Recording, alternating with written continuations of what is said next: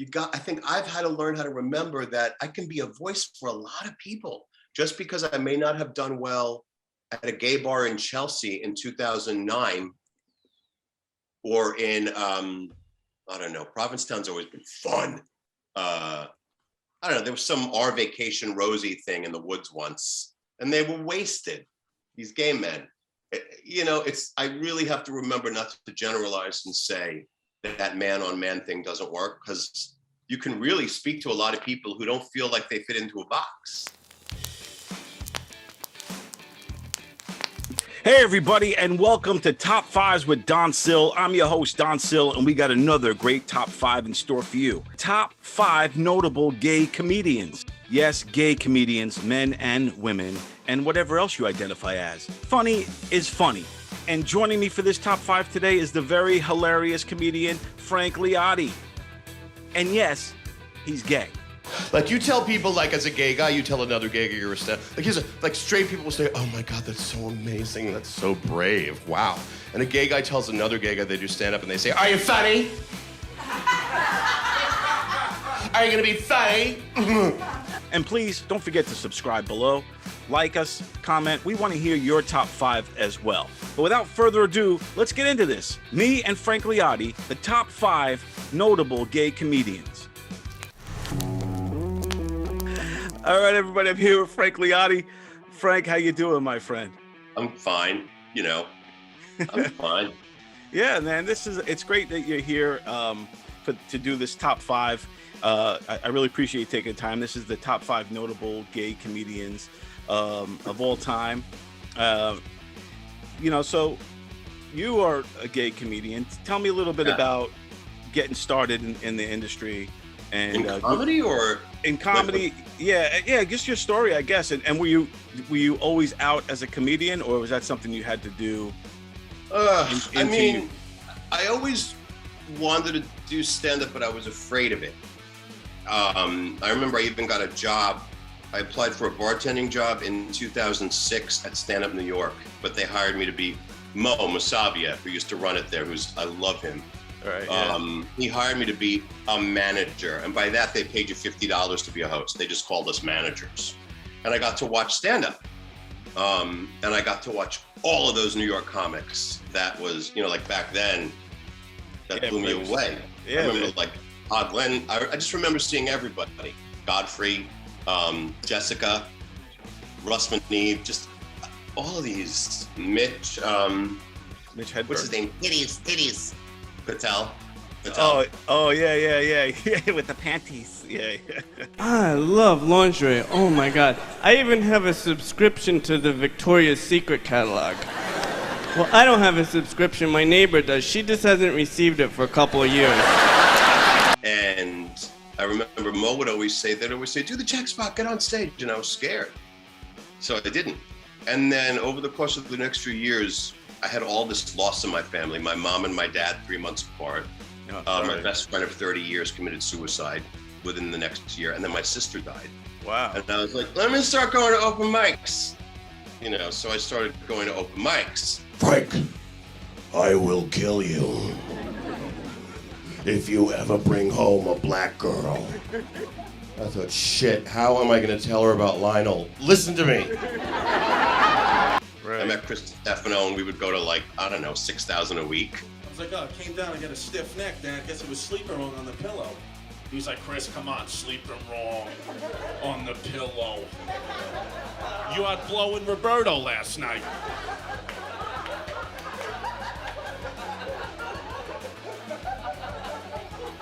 Who's Roberto? And I started in 2009, and maybe because I was in my 30s or a little older, it was just, I never really wanted to, I don't come from a place of like, what one would think a gay comic might talk about. But then again, when we look at the list I have today, none of them do really. You know what I mean? Right, yeah. So I never really hit it, but I always talked about my whole life as opposed to like that section of it, and it wasn't really on purpose. Does that make sense? Like I didn't... Yeah. Were you inspired was there any kind of out gay comedian that inspired you to do it, or were you just comedy in general? Because I said, oh, you know what, Mitch Fatel's hilarious. I want to do what he's doing. No, like I remember seeing Jim David back then. No, listen here, Mr. Trump. You just got to stop buying things. You're trying to buy the Bailey building in London. Well, gosh darn it, you just can't have it. And he had this joke about, oh my God, it was about how we have such different standards today. Like, it's not about talent anymore. And I remember he had a joke like Ella Fitzgerald would be a public bus driver today. Like, Jim David had some fucking funny jokes, but I loved him because he was funny, not because he was a gay comic. I never thought of it like that. Does that make sense? That makes perfect sense, and that's how I always kind of like he didn't present it on stage as like, you know, he would even say my husband, and he'd be like, yeah, right, that's how it goes, and he would go on with his act. So in that sense, yeah, very much in the same way Todd Glass, right, you know, didn't make it about his act. And then when I told him at one point he inspired me just because I wanted to like hit on him a little bit, he was a dick. Because I wasn't a waiter here that has to kiss your fucking ass. I gave it right back to you. Is that the way you treat people when you think you can get away with it? And notice you didn't interrupt me because that's like, don't kiss me, sit down, you fucking whore. He was like, no, I came back in, I went back in. I was like, okay. I was in LA. Wow. I didn't know you can go back in. It was just not, I was like, all right, well, that's a comic, you know, but some comics are nicer than others. True indeed. I didn't know you can go back in. I didn't know that was a thing. It's not. Yeah, but once you're out, that's it, right? It's not. There's something called conversion therapy, and I did know someone who did that, but they're very angry and very unhappy. Yeah, I mean, you got to be yourself. Right. You can't stifle who you are. That's how you're just going to be a miserable person. But no, but this is going to be great, man. We're going to get right into this right now with our top 5 notable gay comedians. We'll start off with you, Frank. Who do you got? Who's your number 5? Well, now I feel bad, but I did say Todd Glass.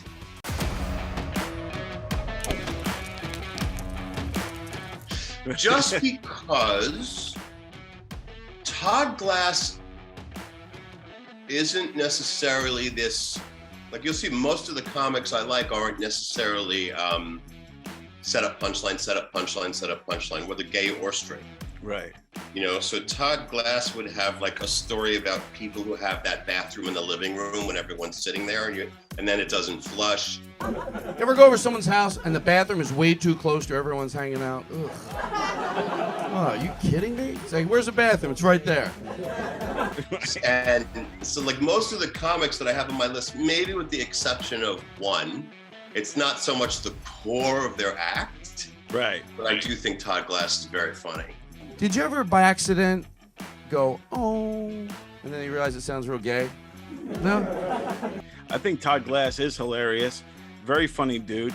And like to your point, his act isn't built around his sexuality. In fact, right. you don't even know it half the time unless you listen carefully and he drops in, oh, and my husband, like you said, but like with Jim David, right. Type of thing. It from what I've seen of Todd Glass, it's not always on the front face, right. of his act. I was on an airplane and the lady next to me turned to me and she goes, excuse me, does my breath smell like tacos? I said, I don't know. I said, do you put cat poop in your tacos? So I do like that when, you don't use your sexuality, whether you're well, I mean, the way that I've always looked at it is, it's not even conscious. It's just, well, listen, everybody's voice is their voice.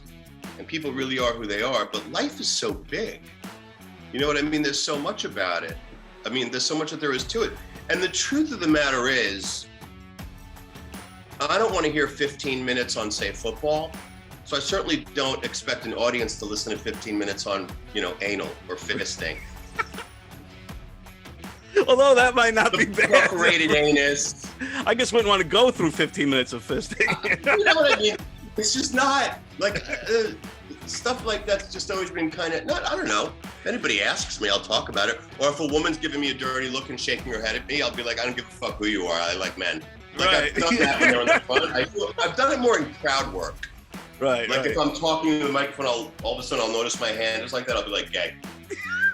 You know what I'm saying? It always Right. comes out more like that. Like we're all doing a side, like I wish I'd been born normal, not broken, like a homosexual. I'll do jokes like as a side. Like, I'm not that kind of gay that, like, is obsessed with, I don't give a shit, I don't care about, I don't know who Lady Gaga is. Because you walked, I don't care who she is. I don't really care about Madonna. I like Motley Crue and Zeppelin and whatnot. I'll go with my first pick is he's from like the 80s boom era. His name is Bob Smith.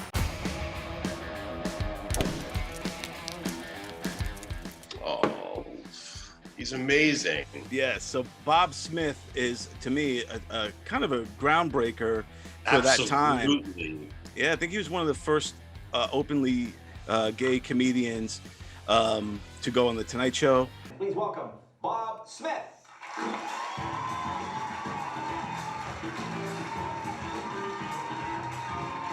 And Yeah. he started a troupe, a comedy troupe called Funny Gay Men, Funny Gay One of them Males. is in my top 5. Oh, he was? Okay, cool. So One yeah. of them is, not Bob. Oh, one of the guys from that When I group. met Bob, he was already sick. He was very sick. Like he couldn't shake my hand, you know, Right. because he had Lou Gehrig's disease, I believe. Wow. And Ed Lafferty really helped him out and took care of him. But when I saw his Tonight Show set, I was like, wow, that for the time especially. And it wasn't easy telling my parents that I was gay. I made my carefully worded announcement at Thanksgiving. It was very Norman Rockwell. I said, Mom, would you please pass the gravy to a homosexual? She passed it to my father. For the time, it's brave, right? And it's also funny. Everything he says is funny, and if people go there watch it, you can find it on Facebook or YouTube. You can find it on YouTube, and you go look up Bob Smith, and the material still holds up. It's still funny, and he just tells it like it is. And for that time period, it was a brave thing to do. I think it would still be. It's very hard to break through as a gay dude if you are not what they're expecting. And there's a lot of speculation about what causes homosexuality. Well, no one seems to know, although in my family I was the only one who would drink strawberry-flavored Nestle's Quick. Like it happens, as we can see from the lists that both of us have, I'm sure today, Right. but it's management does not like to, like I remember I met a casting director years ago. She came to talk to us when I was in school and she went, "Don't confuse the monkey." Like, "Ugh." And they just don't want to think outside the box because they want to make money. And it's also very hard for gay men as comics because very hard to find an audience. We're not supported by other gay men. Like I can crush at, say, Governors and do that same material for a gay room and they'll sit there like this. But if a woman walks out and goes, "Hey," she'll get an applause break.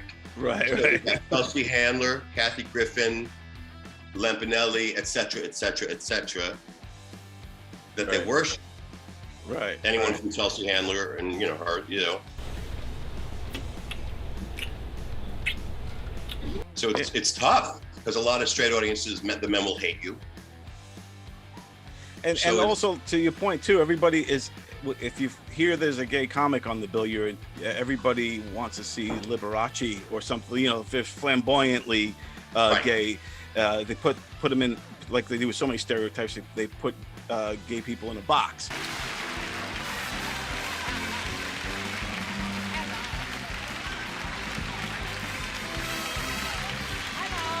Where every gay guy's, "Hey everybody, how are you?" And I that think said, there is one on my list who's up though, who could be considered that, but he's a brilliant comic. right, yeah. Chris Exactly. Stefano. No, I'm kidding. Come on, Chris, your Latin boyfriend Roberto. Think I don't know? You like Latin guys with those lips. Come on, I know that shit. What the fuck are you talking about? He's a brilliant trans comic, Chris Stefano. Yeah, I hope he watches this. That'd be awesome. I'll tell him to just watch up to this point. Yeah. He's busy.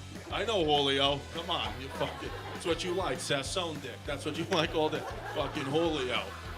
Yeah, he's busy doing his 20. You told me Bob Smith. Yeah, So Bob who knows? Smith. So Bob Smith is my number 5. So now it's your number 4 pick. Who do you got, Frank? Dillon.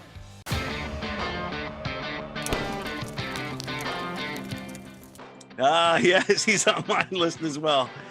Tim Dillon. He goes, yo, bro, it's pretty fucking simple. You gotta see yourself as the world sees you. And that's the job you do. Yes. I mean, one thing I love about comics that I love, or one thing that I look for, is I like to know who somebody is when they're on stage. Right. You know what I mean? I know, and it's very, very sad. Like I'm making jokes, and there's a lot of people that have been dying. There's people dying because their businesses are closed. There's people dying because they can't make any money. There's people dying because they're suffering from drug and alcohol addiction. There's people dying because they're alienated from their communities. There's people dying because this government that shut everything down is not giving them checks. And I know that's not your fault. I know that's not your fault. But I made fun of all of that tonight. It's not just about you. I've made fun of everything that's fucked up that's happening. Truly. I've made fun of everything. Yeah. I want to know who someone is. I don't necessarily want to see a TED Talk, which has kind of become in vogue over the last 5 years or so. Right. That drives me nuts. Like the Hannah Gatsby style, I think. And many more. That Nanette was not comedy. Because it didn't make me laugh every step of the way. Regardless of that, you know who Tim Dillon is when he's on stage, and he's so unique, and he's a hell of a guy but he really is. Whenever I see him, rarely, and it really is always so good to see him. But he's very funny. He's just different. There was a woman in the front row, and I said, "What's the deal with coronavirus?" And she's like, "Are you asking me because I'm Asian?" And I'm like, "Yes." I still remember his joke. He had some kind of Sbarro's joke, and I forget what it was, but I used to always drive past that Sbarro's office building on 495. It was like their offices, and I would always wonder if they had like pizza in there somewhere for the employees. But he had some Sbarro joke too, and I just remember, I've always loved him. I think Tim is unique in that regard, where even he definitely does not have that stereotypical, like we said, flamboyant vibe. Right. He has the everyday guy vibe, which I would think that most gay men have. I don't think every gay guy is walking around, hey everybody, like with tight spandex on and stuff. Right. So and I also like that it's not similar to what we said about Todd Glass too. It's not always the catalyst for all of his humor and stuff like that. He's right wing leaning in his humor. Yeah. He's throwing jabs at the left all the time and calling things out. I think he calls things out on both sides, but his style, his sketches. Absolutely. Yeah. Absolutely. Yeah. You know what I mean? Trump is gonna win the next 9 terms because you're all pussies. That's the problem. You all suck so much as people, really, as human beings. And just everything about him, he's the kind of comedian that we need now. He's built for these days, for these times, I think. And I think possibly that, I could quite possibly appreciate that as well, because I feel the same way. I see both sides, and I'd like to lampoon both of them. If it were up to one side, we'd have no humor anymore, and we treat everybody with kid gloves. And if it were up to the other side, I'd be tied to the back of a pickup truck in Texas, like in Texas Chainsaw Massacre, hanging from like a thing in the cemetery. I know that, and that's what's crazy is I think there's a lot. Obviously, these days a lot more acceptance for the gay community, but there still is that risk of those types of people out there that hate you, or hate. It's weird because it's like I would have comics say to me, "Oh, when you go to the South, or when you play this room or play that room," and I've experienced it less than more, if that makes sense. Like I remember at the Claridge or whatever it's called in Atlantic City, I remember one couple all the way to my left sitting almost under a pin spotlight, and he had his arms folded, and she was afraid of how he was reacting or feeling the whole time. And I had the audience, I had the whole crowd turn and look at how, because I was doing well, and I had them all turn to their right and look at how miserable he was. And when they got up and left, they applauded. The audience applauded. So if you can kind of own that, you can win. Go. Sometimes I think you're just a little too sensitive, and I don't want to say don't be so sensitive because that isn't fair. I'm an ethnic. My parents were married for 50 years. If my dad ever spoke like that to my mom, sometimes I think you're just a little too sensitive. I think my mother would have said, slap on some lipstick and grow some balls, bitch! Because real people don't talk that way. So who's your number, what are we up to for? My number 4, you mentioned him a little bit earlier, is Jim David.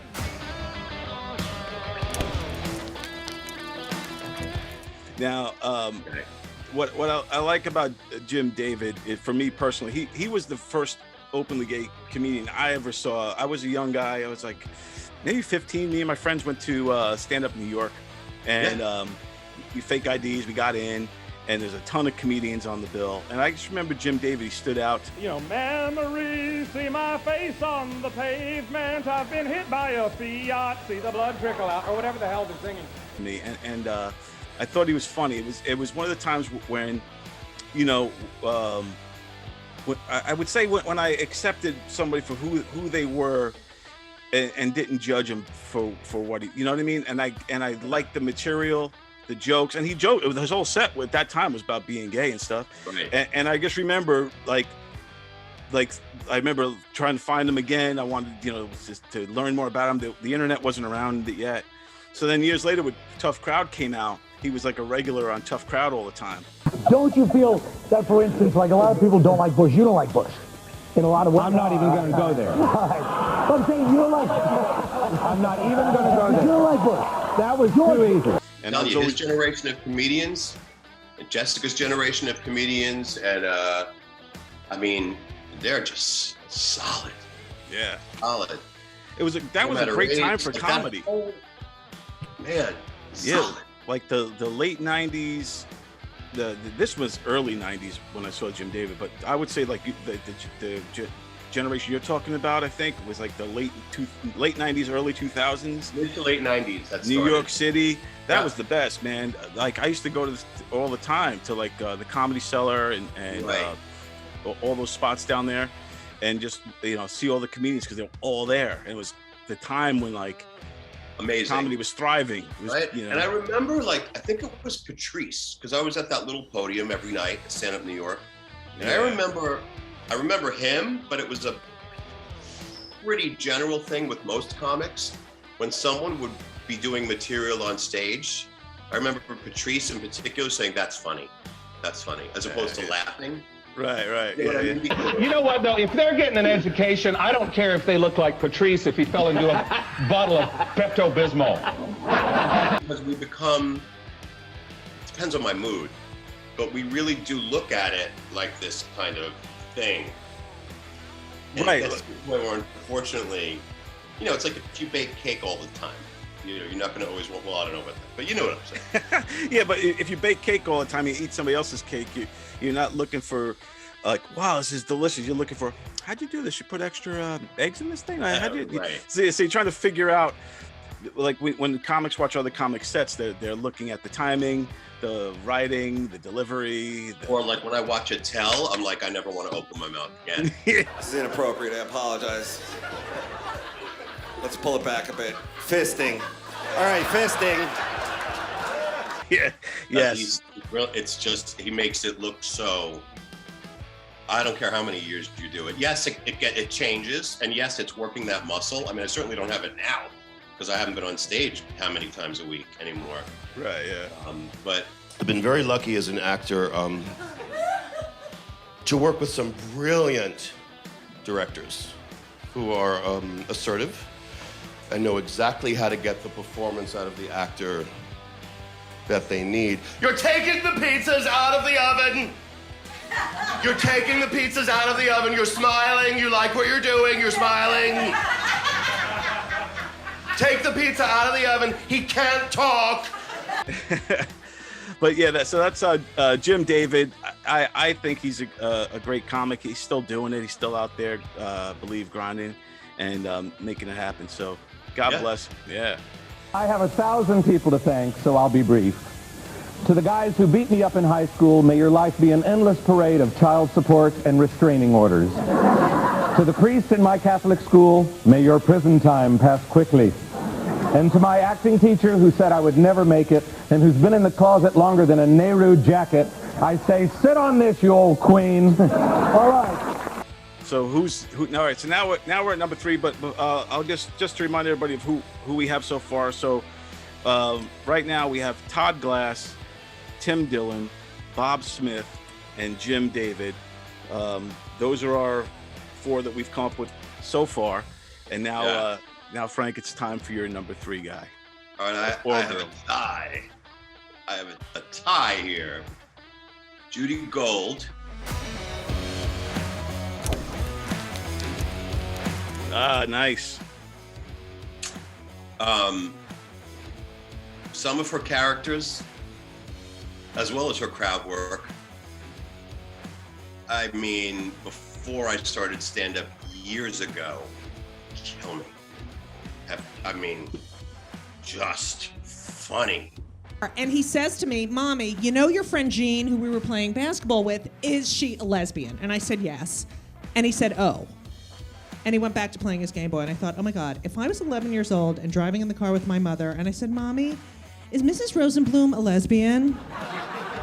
We would have been smashed into the divider on the New Jersey Turnpike with like body parts strewn all over the place. So I do have hope for us in the future. Yeah. Just punchline after punchline after punchline after punchline. Just funny.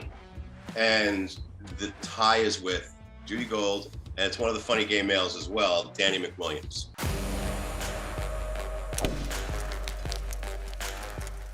Oh yeah, Danny Mcwilliams is one of the not as known as Bob because he never did do, got a Tonight Show break or anything, but he used to, I don't know what's going on.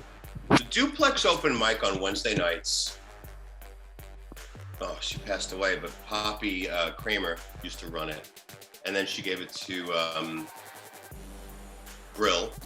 Michael Brill, and then he gave it to Danny Mcwilliams. But I'd seen Danny Mcwilliams there for 11 years, and he can do a half hour on Chris Christie. Governor Chris Christie, that load over in New Jersey.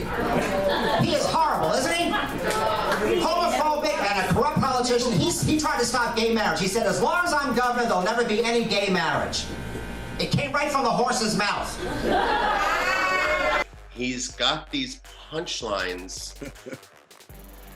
If someone is willing to listen to that sort of Joan Rivers kind of punchline, one after the other. Yeah. I mean, it was just so funny. There was so left hook. I walk out of the club, this man hands me condoms and lubricant.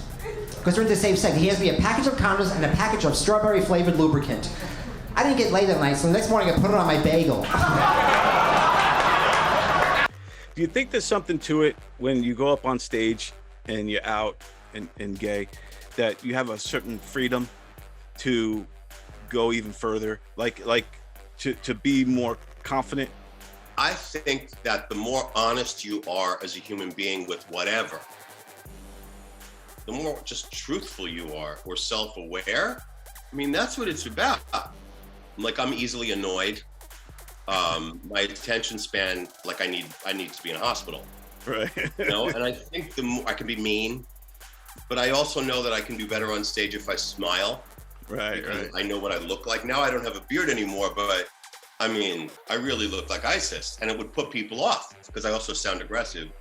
I think just my point is the more honest you are and know yourself, and it's so crazy because we're comics, but I do think the best comics know who they are and write from that eventually. I agree. I think Johnny Carson told that to somebody. I think he told that to maybe it was David Letterman or somebody. They said, Johnny, what do I do? I just got the show. What do I do? He goes, just be yourself, and everyone will like you. Takes years to do. Yeah, you know what I mean? Yeah. It does. It's not that easy as it sounds. There's a freedom in that. I think that there's a freedom in not having to write about like my wife or whatever, Right. Or I'm so gay that I love feather boas, whatever the fuck it is. Right. I think that when you're honest about it, you know, people will appreciate it. I had my Jets t-shirt on yesterday just because it fits great and it's green. Right. And the kid in Trader Joe's was, oh, what do you think of Zach Galligan or whatever? That's the guy from Gremlins. And I was like, I don't know, I'm gay. And he did not laugh. But I think that when you're honest, because that comes from honesty. I hated when my dad would watch football in the den. Right. He would scream so hard the china cabinet would rattle. Wow, damn. Because he was so into it. He was, yeah. You know, like my inner hair cells are dead, irreplaceable. But when you're honest about it, regardless, you know what I'm saying. Yeah. Beating, you know. No, that's cool. I love Judy Gold. She's great.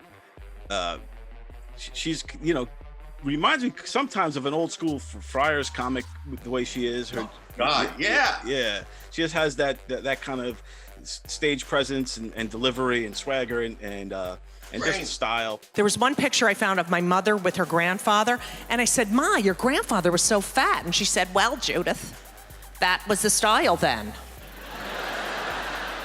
I'm like, really? When's that coming back in style? I need a modeling job, you know what I mean? But she's still out there doing stuff. She's very relevant. Oh, She's yeah. probably been around since the 90s, I'd say, at least through the 90s. At least early 90s. Yeah, so she just missed the 80s boom and came up, and I think she was out her entire career, I think. It's Judy's show! And then a big spit curl would come down, and I come sliding down the spit curl, hanging on the end, waving. It's Judy's show! You know, she had that Margaret Cho sitcom, but she's one of those comics who, you know, obviously comics get better, but I've done so many shows with her where she pulls, like, you know, she'll not be doing well because it's Stand Up New York now on a Wednesday. Right, yeah. Like, you know, a special ed class will have like 6 people in it in case the teacher gets attacked. You know, you can't have them all pile up on you. So those Wednesday nights when nobody's in the room. Yeah. Like I remember, I think one of her sons was there and she really wanted to do well because it's, you know, your kid. And she was doing new material and the crowd was retarded. They were from Romania. Like, why go to a comedy show if you're right? native? Yeah, you can't understand the language. Why? But it was new stuff and she was so fucking funny. And it was all new. It was like, you could tell that she had just written it and it was so funny. Well, the other day, I go on the computer to buy a plane ticket, right? And then they're like, please enter your birth year. I must have scrolled for like 25 minutes, like, oh my God! Where has the time gone? I've done nothing with my life! I'm gonna die! That's awesome, man. Who's yours? So, Your three. my number 3 is Margaret Cho.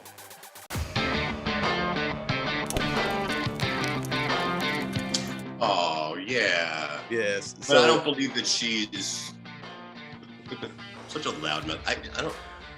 She may call herself queer, but is she really gonna, you know, is she really gonna bury her face in someone's vagina and ass? One of the first jobs I ever had as a stand-up comedian was working on a lesbian cruise. I was the ship comedian on the lesbian love boat. I don't know about it. She's gay friendly. She's gay friendly, and she claims to be bi. Queer. Yeah, And what? She claims to be Right. bisexual. But like you said, I don't know if she's full on. I don't even know if she is at all. I think that she feels very comfortable. I mean, who am I to say? I don't know. But I have my doubts for some reason. Dick is dirty. Sometimes. Not gay dick. Gay dick is flawless.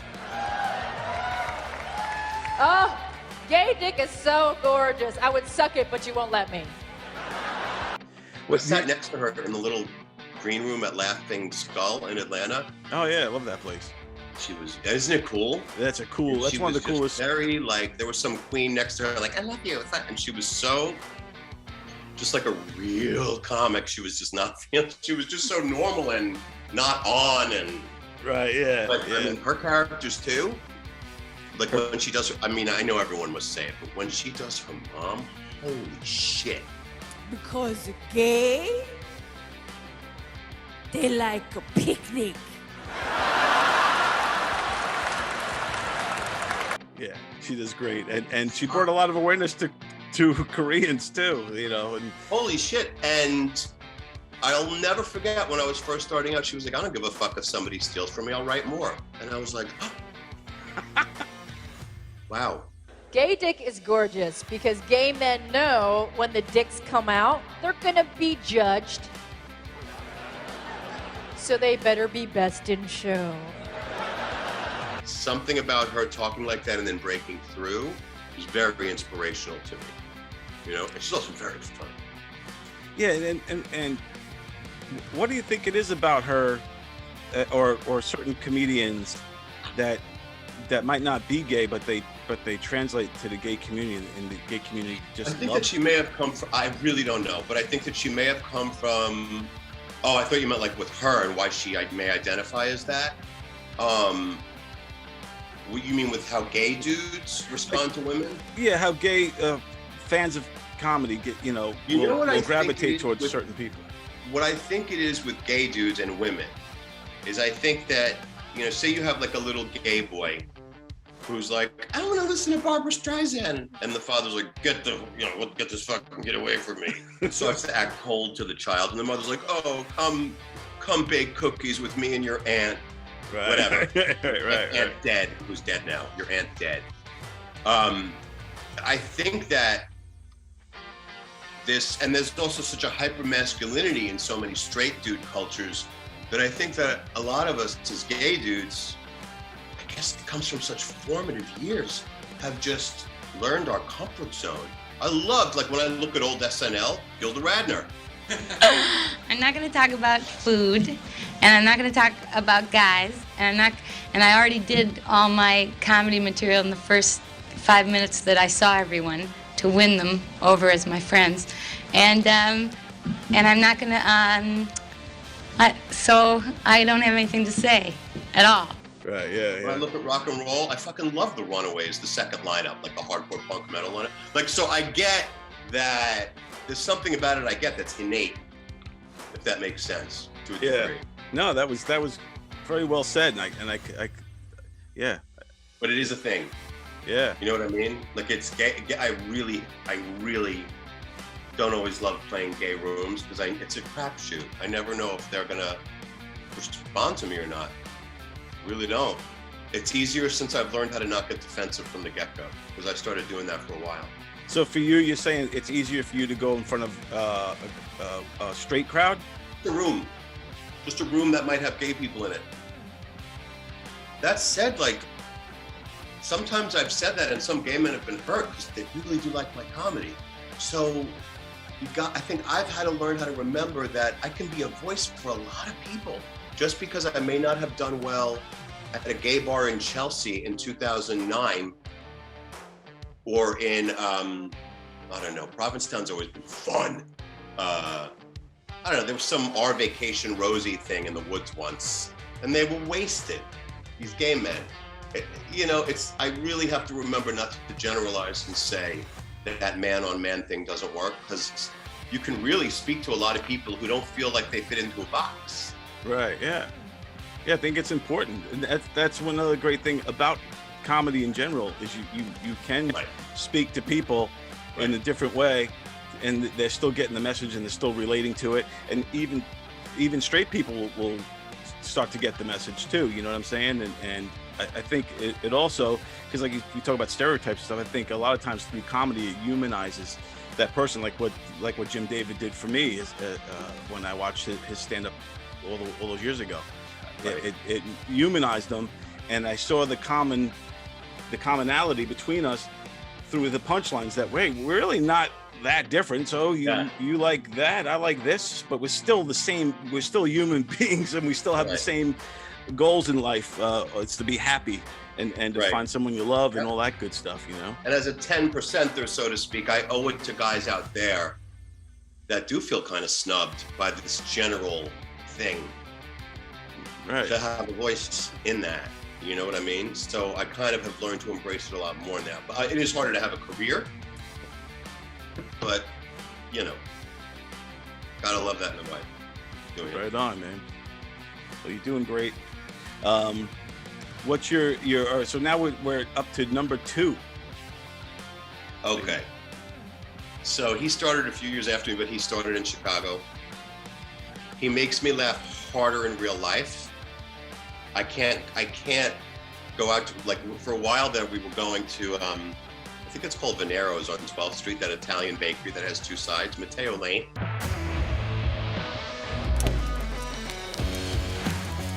Oh, yeah. Matteo Lane, like, there was a guy who would always be at the Creek in the Cave, like downstairs, some military dude, not a comic, but he'd always be there. And whenever you'd like turn around, he'd be like right there. So I'd like, Matteo, we used to make fun of it, and I'd forget about it and look around, and then I'd turn around and Matteo would be right here with this frozen look on his face, like right there. Like, he kills me. And even though it sounds like such a stereotype, he does this rambling Liza Minnelli thing in real life. What's your best memory of your mother? I'll never forget the first thing she said to me. She said, "Liza, call an ambulance." That's not this 1970s or 80s Liza Minnelli. It's this damage to the amygdala, right hemisphere, that controls like prosody and social whatever. I mean, he's brilliant. A secret tip I have in fashion is just take your dress, put it over this shoulder, and then in the middle of the conversation, just drop it. He's fucking brilliant. He's brilliant, and he's so funny. And when he's on stage at, say, the Cellar, you know, don't underestimate this guy that some may see as a queen, because he'll fucking put you in your place. Oh, yes. Oh, yes. That could be like its own musical, like Deli Man, like, come get your meat. That's in my Grindr profile. Like, he's strong, and he's so fucking funny. He's really, I love Matteo. He's my number 2. Nice, Matteo Lane. Yeah, I think I may have seen Matteo Lane once or twice at the Cellar. Always funny stuff, like you said. You know, it's interesting to hear, like, because you know a lot of these people that I'm talking about, like, you know, right, and that's what I you know. Comedies, you know how they say, oh, they all know each other? In comedy, we kind of do. Thank you so much. I'm obviously gay, so I know. Can you imagine? So yeah, I guess it's like you know, like-minded people. They just all, you know, start to gather together. Look, in comics, I have to say, like, Adam Sank, who's a gay comic, he's been around for years. He has helped me immeasurably get work over the years. I mean, honestly, there was one gay comic when I started who was literally probably the only one that was unfriendly, and he moved to LA. He didn't want to be nice to any gay people. He was just nice to straight men and women. Really? For the most part, I've always found gay comics to be very supportive. And like Adam Sank has always given me work. When he couldn't show up, he'd recommend me. Or, oh no, Joe DeVito's not gay, but he's always kind of but as has my number 1, who we'll get to. My number 1 has always given me a lot of work too. Very good. Yeah, Joe DeVito he's not gay, but what do they call those guys that take care of themselves? Metrosexual. Heterosexual? Is it metrosexual? Confusing. I have a lot of gay friends. They have a lot of nice shit. I'd like to get in on that settlement if it's possible. Very well appointed Combs. He's Italian, so it's kind of like being, you know, when you're that angry and expressive, it's like being a homosexual. and we'll do another list another time for the top 10, top 5 metrosexual. He'll be on that one. Italians. Who's your number 2? My number 2 is Mario Cantone.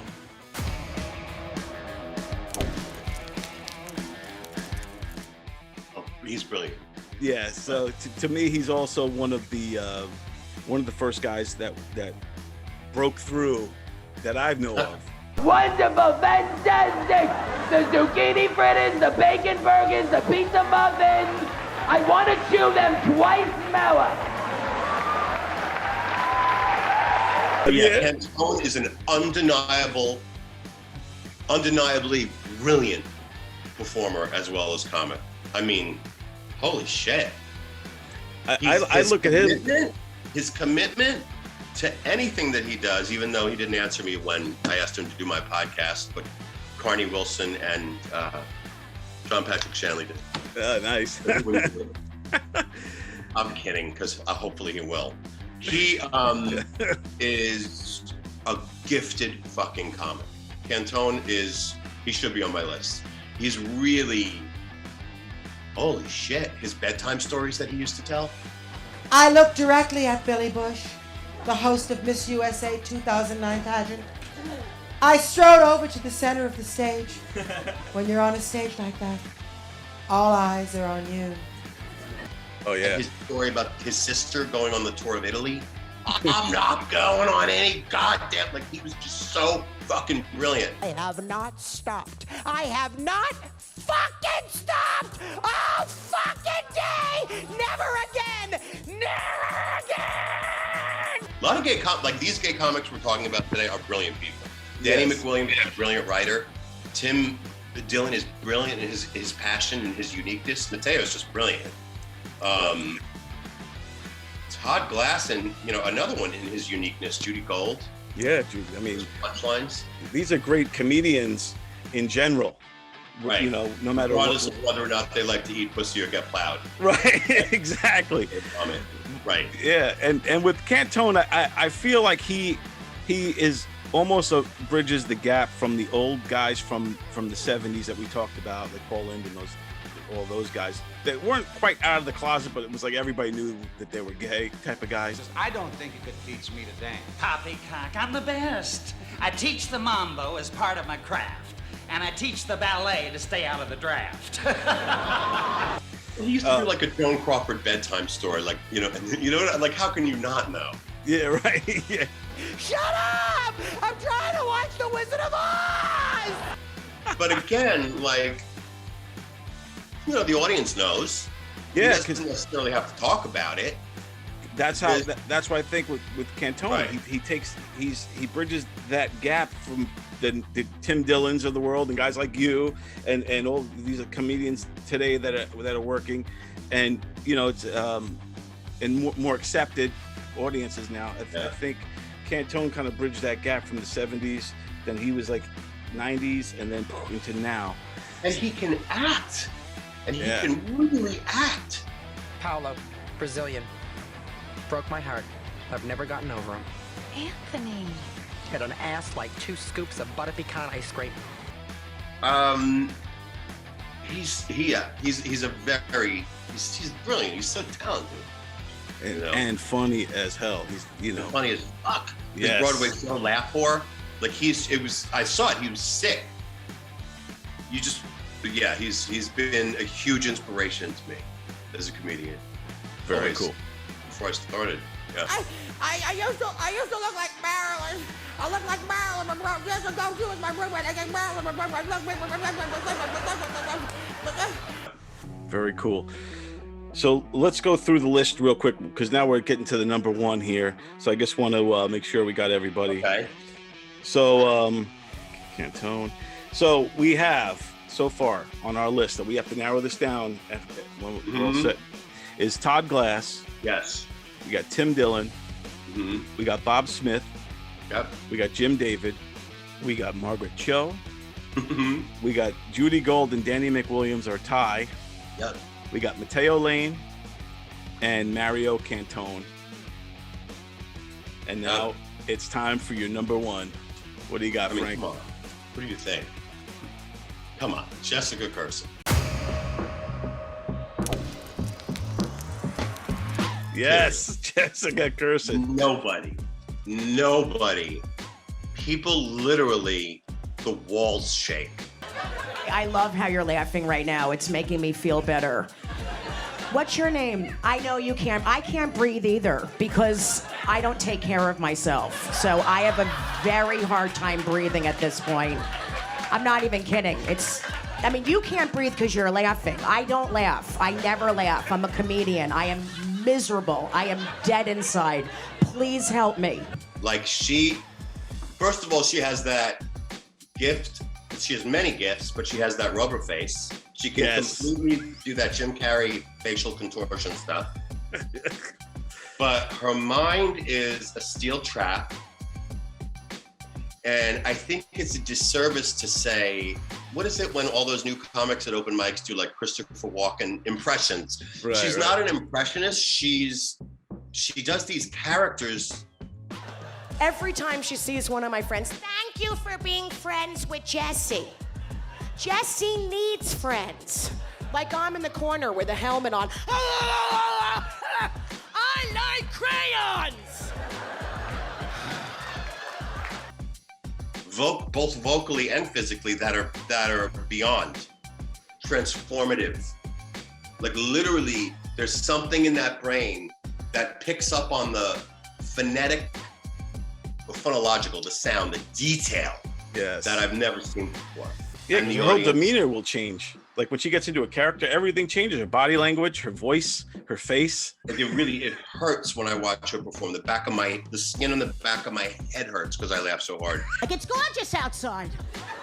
Look at the sun. It's beautiful. This meal is delicious. The test came back negative. I'm gonna live.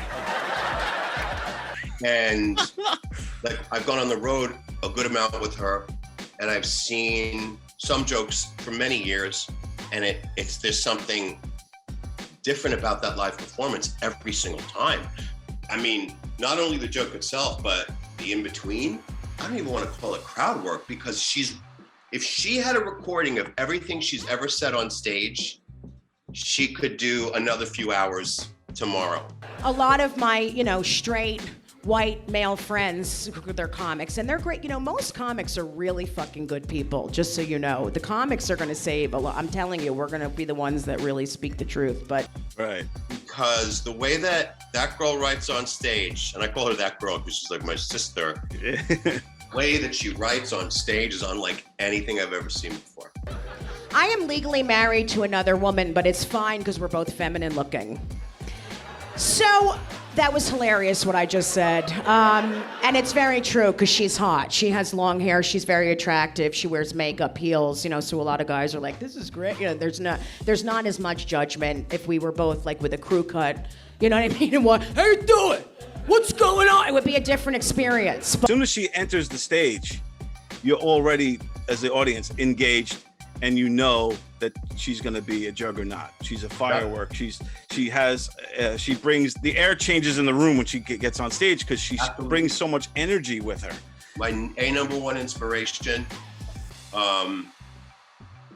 and I think that we're so alike as people, which is weird, emotionally, our emotional makeup, a lot of our tastes, a lot of our passions and dislikes, that it took me a while to kind of really find my own in that.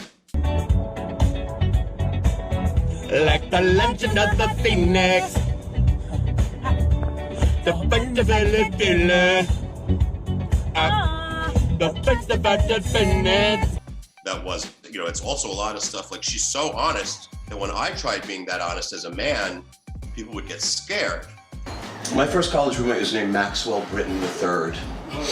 And when we first moved in together, I overheard him on the phone. Hello, mother. I've got a very colorful roommate. Like something out of the Corleone family. And after I shot him, I called my mother up. And I was like, Ma, what's the story? What race are we? And she said, shut up, we're white! Because she knew we just made the cutoff. That's what it's all about. Yeah. Taught me to look for that truth. A lot of people did, but she was my number one. Definitely.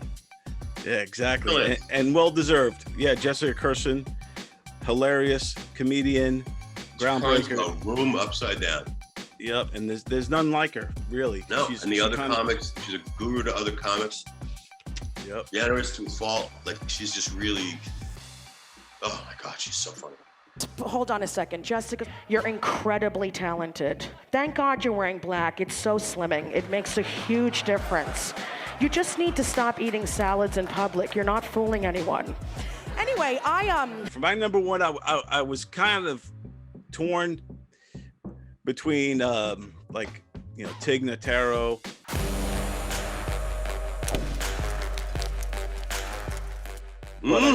Or Ellen DeGeneres. And I think Tig deserves honorable mention because she broke some ground as well throughout in her career. But to me, Ellen, when she came out, the way she came out. I mean, what is wrong? Why do I have to be so ashamed? I mean, why can't I just say the truth? I mean, be who I am. I'm 35 years old. I'm so afraid to tell people. I mean, Susan, I'm gay.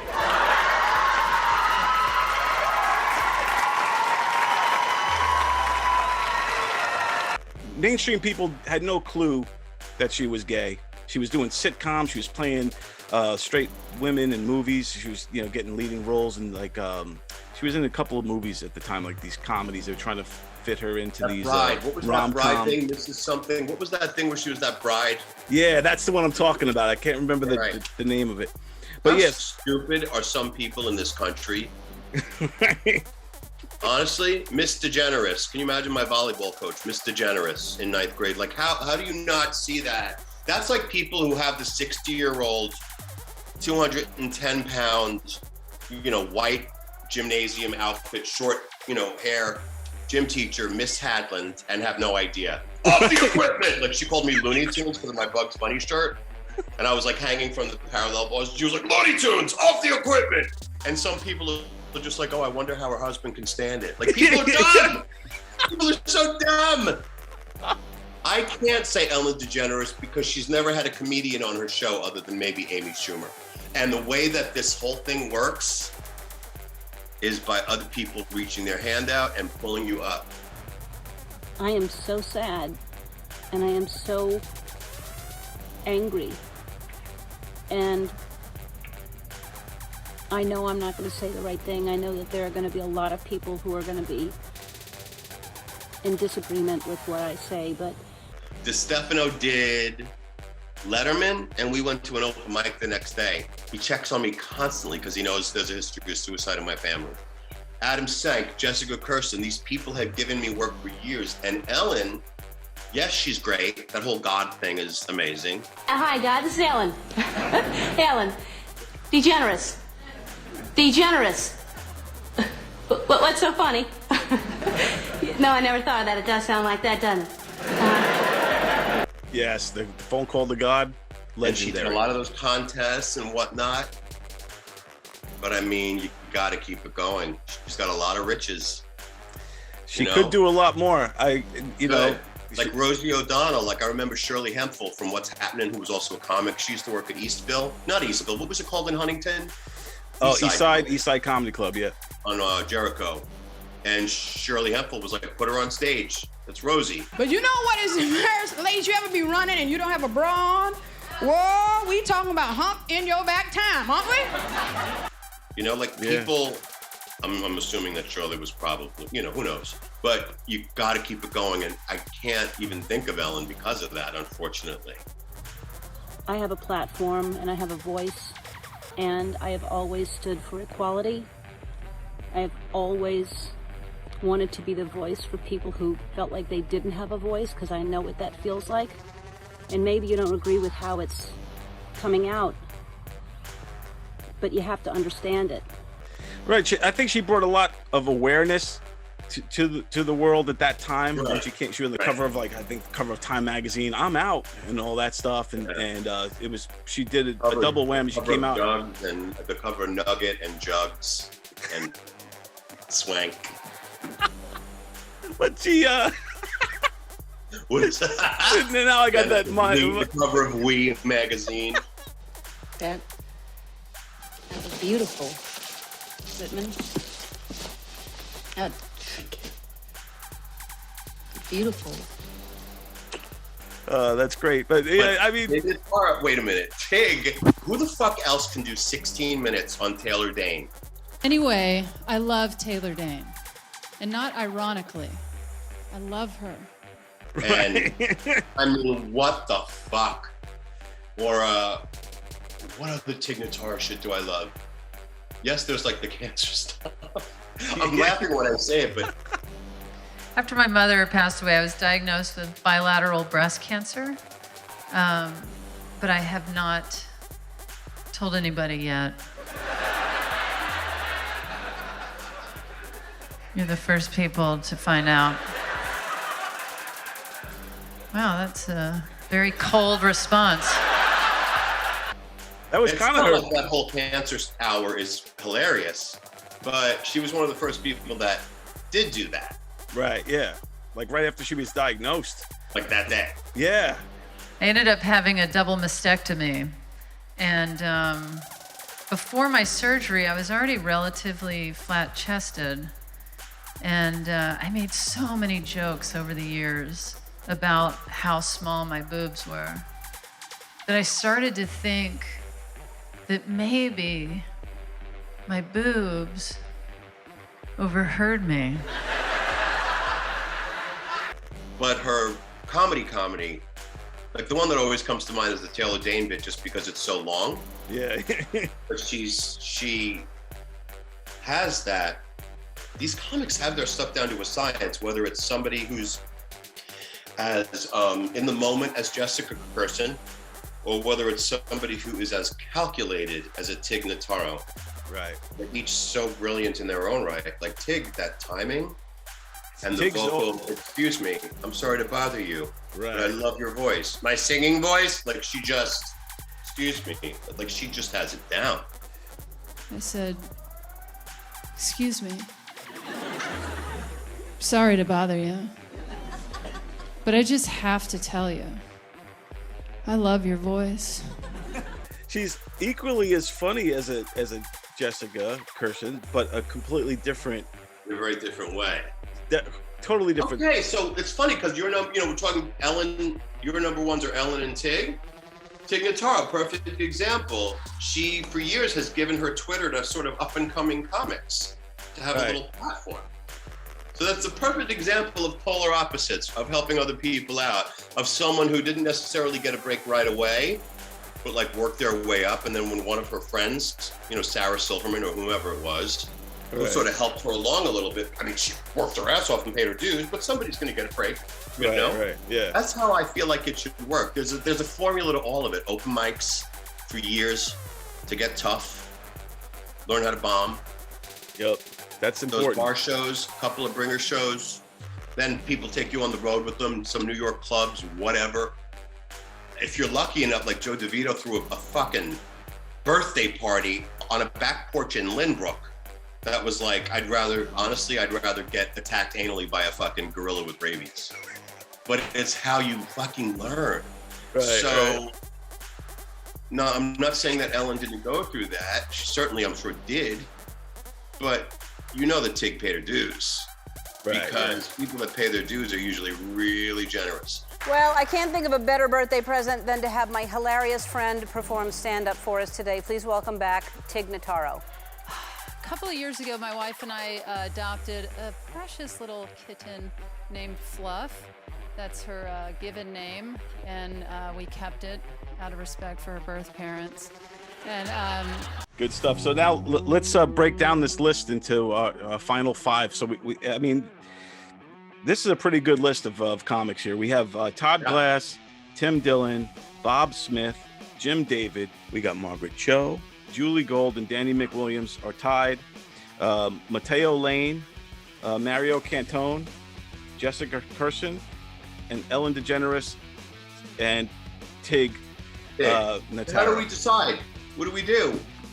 So all right. So let's break it down. So we'll say Jessica Carson is definitely going to be on the list, right? I think that we both made a case. You really made the case. I think Jessica should be possibly. I can cut my list down. Number one. I think Jessica. Like the way Carnegie Mellon cuts their acting musical theater department after Sophomore Year, but I'm not gay.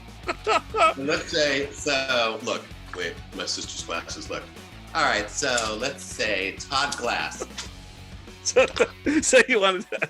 So let's see. Who was unfriendly. I mean, the least funny. Todd Glass. Do you have to cross one off now? Yeah, I'll cross. So Todd Glass is off. I'll cross off. And this is not easy, but I'll You're cross the one off. that's dead. I know. Yeah, I'll cross off Jim David. Oh, I thought you were going to say Bob Smith because he's. Oh, I'm keeping Bob Smith. I think Bob Smith deserves to be on there. Okay. So, all right. So I cut Jim David. Who else do you think you would cut? I'll also so I can cut off Danny Mcwilliams. Okay, but Judy Gold also, the two of them. Both of them, Judy. Yeah, Gold. I guess I have to. Yep. All right, so they're out. Okay, so now that leaves us with Tim Dillon, Bob Smith, Matteo Lane, Mario Cantone, Jessica Carson, Ellen DeGeneres, and Tig Notaro. So I'll put Tig in there as an extra. And Margaret Cho, and you know what? I'm gonna take Margaret Cho out. Not easy decision, but she has to go. Okay. So I'll cut Tim Dillon. All right, we're taking Tim Dillon out. Bye, Tim. Sorry, he has a career. He doesn't give a shit. Yeah, he won't be. I'm the one at my sister's house and I slept. He won't be too heartbroken. All right, so we got 1, 2, 3. All right, I think I'll take out Ellen, and then I think we have our 5. I'm gonna take out Ellen because of what you said. You convinced me otherwise. She was my number 1, but now hearing what you're saying, that she hasn't given back to the community quite like she should, and being in the stature that she is, she could easily give back. And why not do something like what Bob Smith did all those years ago and make a traveling, kind of a troupe of comics or something along those lines, or even she could make a network like the O Network. There's so much she has power to do right now, and like to your point, she hasn't really done much except like how many the little kid, the viral video of the 3-year-old yelling at his mom, Linda, listen, Linda. It's hilarious, but how about you have a comic on? Exactly. Once, come on. I'm just so sorry that it's come to this. So we have Matteo. So here's what we have so far. I think this might be 5. We have Bob Smith, Matteo Lane, Mario Cantone, Jessica Carson, and Tig. That's a fucking beautiful list. So there it is, folks. There's our list right there. That's a beautiful list. That is a great list indeed, my friend. Well, Frank, you are awesome, and I appreciate you taking the time to do this top 5 with me. Tell everybody how they could find you and follow you, and where's your website. So I have a podcast with a friend of mine from Performing Arts Day Camp when I was 12, but I'm not gay. It's called Jiffy Pop Culture. Nice. And we do all kinds of movies, like we did Looking for Mr. Goodbar, The Sentinel, that horror movie from the 70s this week. Ordinary People is coming up, a Best Picture. We did Different Strokes and Facts of Life, and we fucking rip them apart. Like, I kind of do stand-up about them, and she's very funny. So It's called Jiffy Pop Culture. It's very politically incorrect, and it's doing well. It's kind of cool. So they can find me there. And on Instagram, it's Frankaholic, FRANKAHOLIC. And also, there's a fisting channel that I have where you can see I have, different loads of ejaculate up my ass. I hold them in for as long as possible. I'm gonna throw the fuck up. That's not funny. And that's it, kids. There you go, Frank. Man, I appreciate it. You are awesome, my friend. And thanks again. We got a great top 5 here. Thank you, buddy. This was a blast. I hope you guys out there will like it. The LGBTQAIL. Well, there you have it, folks. There's the list that me and Frank came up with. The top 5 gay comedians. Let us know what you think. And let us know if we missed anybody. If there's anybody we have to add, or if we did it wrong, or if you agree or disagree. Let us know in the comments below. I'd love to hear it. And don't forget to subscribe. And we'll see you again next week.